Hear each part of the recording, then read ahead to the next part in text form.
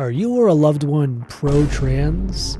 Well, then you might be interested in the new trans rights merch, available and on sale now over on skeletonturner.com. The embroidered shirt and beanie are nice and cozy, perfect for winter, a great holiday gift to the trans person in your life, and an even better gift to the transphobe in your life. Only on skeletonturner.com, and all the profits go to my top surgery. A lot of conservatives this year decided that their whole political campaign would just be transphobia. I don't know why, when the top issue for Americans was the economy, and trans people were the last thing voters were concerned about. Literally, it's the last thing on the list. I'm surprised we were even mentioned, to be honest. It's an honor just to be nominated. But nonetheless, $215 million was spent by conservatives on anti-trans political ads. And that's just on network TV alone. So not counting cable TV, streaming services, social media, billboards, mailers, print ads in the NRA's Shooting Illustrated magazine. Okay, I made that last one up. Not the magazine. Shooting Illustrated is real. I just don't know if they ran any anti-trans ads. Feels like they would.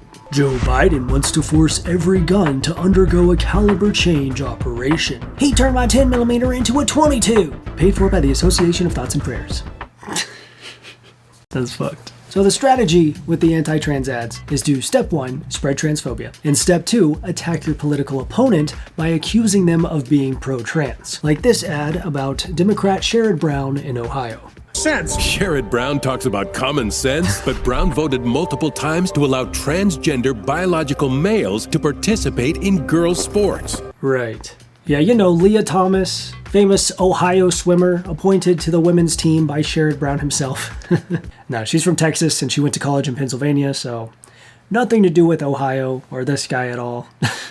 Brown supported allowing minor children to receive sex change surgeries. The classic sex change operations on children, which of course is not happening. By classifying all minors as children and all gender-affirming care as surgery, they completely misrepresent the reality of trans healthcare for minors to make it sound all outrageous and scary. And unfortunately, a lot of people don't know any better, so they believe it. Funny how when a 17-year-old wants to have top surgery, they're a child.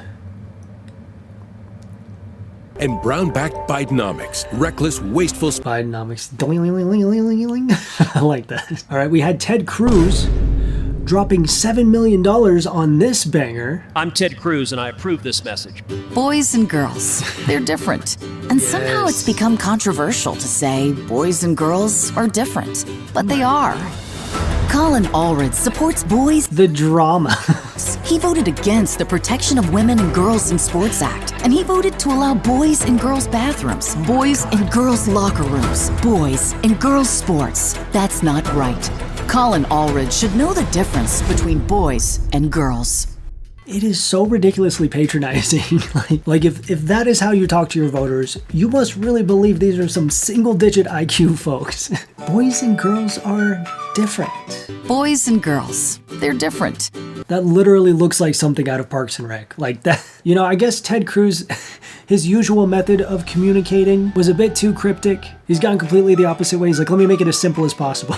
But both of the guys that are getting shit on here actually clap back and defend themselves, but not in a way that actually like calls out the misinformation or debunks the transphobic claims. We're just like, nah, we don't like that. The claim that Brown voted to let transgender biological men participate in women's sports is false. I'm a dad. I'm also a Christian. My faith has taught me that all kids are God's kids. So let me be clear. I don't want boys playing girls' sports or any of this ridiculous stuff that Ted Cruz is saying. Thanks. Similar ads ran across many states accusing Democratic candidates of being pro-trans, which is actually the most tame tactic we will be seeing from them. And on that note, it's time to move on to something that is truly unbelievable. I don't know how I keep letting myself be surprised by them, but this one is actually shocking. So let's head on over to the great state of Missouri, where apparently transphobia is such an effective campaign tactic, they'll just slap it on anything they want to get people riled up about. So if you happen to be driving through Missouri this election season, you might have seen this billboard. Not this one, don't worry about that. Stop late term abortion, vote no on 3, stop child gender surgery. Stop gender transition of children. Vote no on 3. Stop late term abortion. Vote no on Amendment 3. No tax paid transgender surgery. no tax-paid abortions. So you might be thinking that Amendment 3 has something to do with trans health care for minors, because it's literally on all of the billboards. But nope, not at all. Amendment 3 is actually a reversal on the state's abortion ban. It's an amendment to the state constitution that would establish reproductive rights and has literally nothing to do with transgendered surgeries on minors. Like, this one just says stop child gender surgery. There is literally nothing on what the actual amendment is about. Hello? Yeah, I guess the governor sent out a letter urging voters to vote no on 3. Because I guess if people born female start getting body autonomy, then, God, anyone could be next. I mean, they literally had to have a political analyst go on the news and debunk this. Oh. There's nothing in Amendment 3 that talks about transgender care, but they're saying other reproductive rights must mean that there can be this radical transgender agenda. Part of that is they think that this is the issue that they have more support from Americans on than they do on abortion. According to a recent St. Louis University YouGov poll, 52% support Amendment 3. And in return, Mannion believes anti-abortion advocates are striving to sway. Missouri has legislation that has a ban on gender-affirming care for minors. So even if that were part of this legislation, then there would be a conflict there. So there you have it. They thought more people would vote against a trans healthcare ban than an abortion ban. So they just lied. Like, can they really do that? Even state officials themselves just lying about trans people to get votes. What makes them think they're allowed to just use trans people like that to rile everyone up to get their votes when it's all just lies? Kamala supports states being able to take minor children and perform sex change operation. Can you imagine you're a parent and your son leaves the house and you say, Jimmy, I love you so much. Go have a good day in school. And your son comes back with a brutal operation. If you want to help pay for this little Jimmy's brutal operation, buy one of these on skeletyturner.com. So Trump's ads were, well, you've seen them, right? At this point, we've all seen them. They didn't pay $200 million for us not to see them, but let's see them again, together. He murdered a father of 3, sentenced to life in prison. Kamala Harris pushed to use tax dollars to pay for his sex change. I made sure that they changed the policy so that every transgender inmate would have access. It sounds insane. Access to gender-affirming care, which 99% of the time just means hormones. It's HRT. Just like if a cis person had a hormone issue, they would still get estrogen or testosterone in prison, and trans people should too. It's about giving trans people equal access to healthcare, as opposed to being forcefully detransitioned, which is what has happened to a lot of trans people in prison and still continues to happen. There's a reason they had to dig way back to 2017 for this. And honestly, let me just hop up on my soapbox about the trans prison healthcare for a moment. So feel free to skip ahead to this time if you don't want to hear my case for trans people in prisons, because I'm going to make it, alright? Yes, trans people in prison deserve to continue their hormones. And people say you should have thought about that before you broke the law. Well, was medical detransition part of their sentencing? Probably not. They're serving their time. They still deserve access to their healthcare like everyone else. Or people say HRT, it's like, it's cosmetic. You don't need it to survive. To that I say, all right, imagine you have a skin condition that causes an extreme full body rash, bright red with these huge boils and blisters that cover your face, all over your arms, everywhere. And while it's not a threat to your health, let's say it's not even physically painful, it rules your life. It's the first thing you see when you look in the mirror. It's all you think about when you're out in public. It makes people treat you differently because they can't see the real you. They only see the rash. Unmedicated, it is constant and unavoidable. But the good news is there's a pill that completely clears up the rash. You take it every day, and it's totally changed your life. Your anxiety plummets, you're going out in public, people are seeing your face. You see where this is going. You end up in prison and suddenly find out they've decided that you don't get the pill. Sorry, we're a private for-profit prison and that pill would cost us upwards of $200 a year and you really don't need it to survive. So that's your answer. So now you're alone in a cold concrete box, stuck here for who knows how long. And for the first time in years, those patches of red start creeping back up over your skin. This nightmare that you thought was in the past, that you thought you'd never have to deal with again, is back. And all you can do is watch it grow. Each day feeling more miserable in your body and hopeless to fix it. So that would kind of suck, right? So that's kind of what dysphoria feels like, and that's why anxiety and depression and risk of suicide is so high for trans people who are denied HRT. And that's the vast majority of gender-affirming care. They had to go all the way back to 2017 to find one case of an inmate getting SRS. I mean, that says it all right there. All right, rant over. I'm off my soapbox. Maybe that'll help some folks understand. Let's get back to this. Because it is insane. Kamala was the first to help pay for a prisoner's sex change. The power that I had, I used it in a way that was about pushing for the movement, frankly, and the agenda. Kamala's agenda is they, them, not you. I'm Donald J. Trump, and I approve this message. Kamala's for they, them, not for you. That honestly fucking slaps. Give that person a raise. In 2017, there were 1.489 million people incarcerated in the US, and one of them had gender reassignment surgery. And now the Trump campaign has spent $100 million on ads to let everyone know what a huge waste of money that roughly estimated less than 50K surgery was. In other words, they spent the cost of 2,000 bottom surgeries, complaining about spending money on one bottom surgery. By the way, who was president in 2017? I don't seem to recall. Okay, I guess this woman had her surgery the first week of 2017, so before Trump was, sworn in and doing all his shit. All right, this next one is my favorite. It's a bit of a repeat, but with one really important detail, which is why I'm including it here. It's hard to believe, but it's true. Even the liberal media was shocked Kamala supports taxpayer-funded sex changes for prisoners and illegal aliens. Every transgender inmate would have access. Kamala's for they, them. President Trump is for you. I'm Donald J. Trump, and I'm... Did you miss it? Did you miss the Patagonia cameo? Oh my God. The Trump campaign spent $100 million. $100 million to show everyone a picture of Kamala Harris with Patagonia.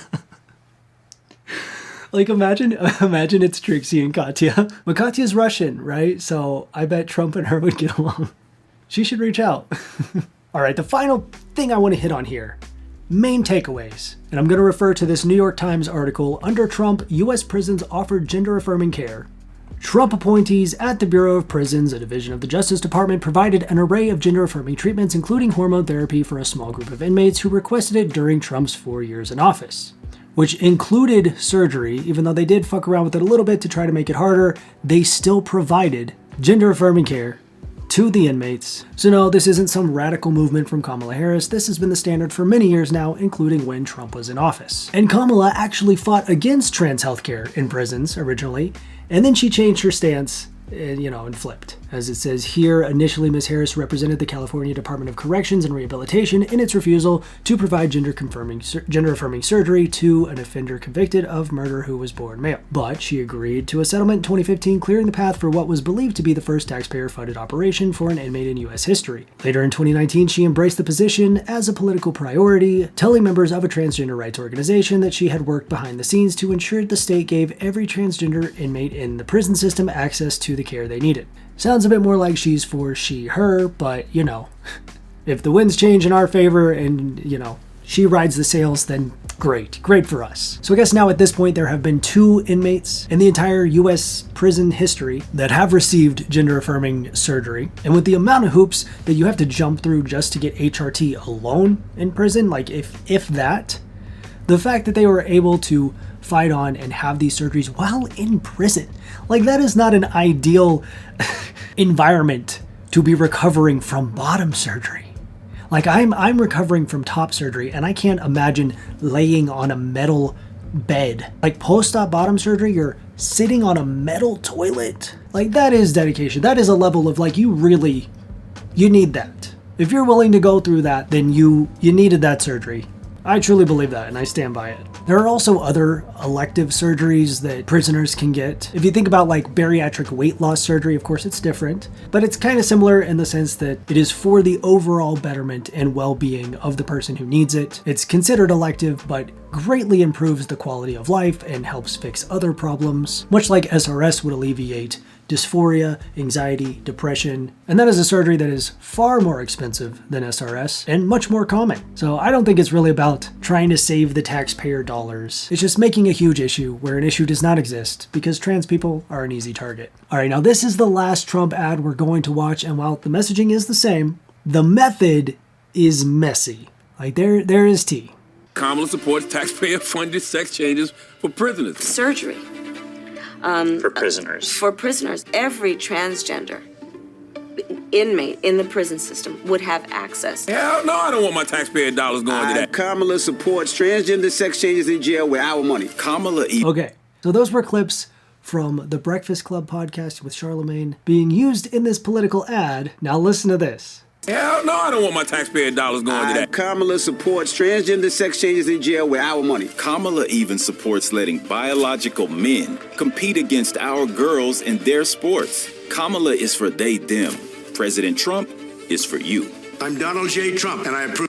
So that voice you heard, oh my God, was not from any of the people from the Breakfast Club. It was neither of those men in the first two clips, but the Trump campaign used those clips from that podcast and then included a voiceover for the rest of their ad of a black guy, presumably to sound like them. Let's be honest, it's probably AI. They don't know. Like, that is actually crazy. Dollars going to that. Kamala supports transgender sex changes in jail with our money. Kamala even supports letting biological men compete against our girls in their sports. Yeah, that's not them. Kamala is for they, them. President Trump is for you. They definitely did not say that. And these guys from the Breakfast Club podcast were not happy about this. I like the hat. Well, Sexy Red, Donkey of the Day for Thursday, October 17th goes to Approved by Donald J. Trump, Paid for by Donald J. Trump for President 2024 Inc. Because that is who is at the, end of this propaganda ad, okay, that Trump's campaign is pushing that has myself and DJ Envy in it. DJ Envy actually sent me the commercial, and earlier this week, Donald J. Trump tweeted it out. Okay, and he put it on his Instagram. He actually posted it the day before I was set to have the audio town hall, We the People, with the Vice President Kamala Harris, which is why I didn't acknowledge it earlier this week, because I know the devil be busy. But just know Trump is using DJ and Envy. He's using DJ Envy and I without our permission. Okay, my attorney sent the Trump campaign a cease and desist earlier this week. Did yours? Yes, okay. Absolutely. All right, but they are running these campaign ads in battlegrounds. So they used the clips of these dudes from their podcast without their permission and got hit with a cease and desist letter from them. And honestly, like, the fact that the people who made that ad stole those clips out of context and then used a voiceover to try to sound like them to say completely other shit and endorse Trump, I feel like that's worth more than a cease and desist. But that's just me. I mean, I'd be mad. But I'm glad they started this segment off with this picture of him in the no hate hat, just to make things clear, because I only recognize these guys from the Azalea Banks meme, "You make music for gay people." I do. You guys know what I'm talking about? Of course you do. I'll find it for you. One of our interns here, she said that you make music for gays. I do. I'm not the intern. I mean, she looked at me like... Scared. What's wrong with that? Nothing at all. Nothing's wrong with it. So? No, I'm saying what now? I mean, it's not specifically for that audience. You just make music, right? I guess. Mm-hmm. Yes. Someone said the bob was the perfect haircut to complement this scene. God, I love that. I do. So, what now? That's some good shit. Let's end it there. So there you have it, folks. Thanks for watching. If you made it this far, cheers to you. Make sure to subscribe to join the Goose Troop today. Hit that thumbs up because one like equals one honk. Head on over to SkeletiTurner.com and shop the new trans rights merch. And as always, I hope you have a wonderful day, and I'll talk to you soon. Bye.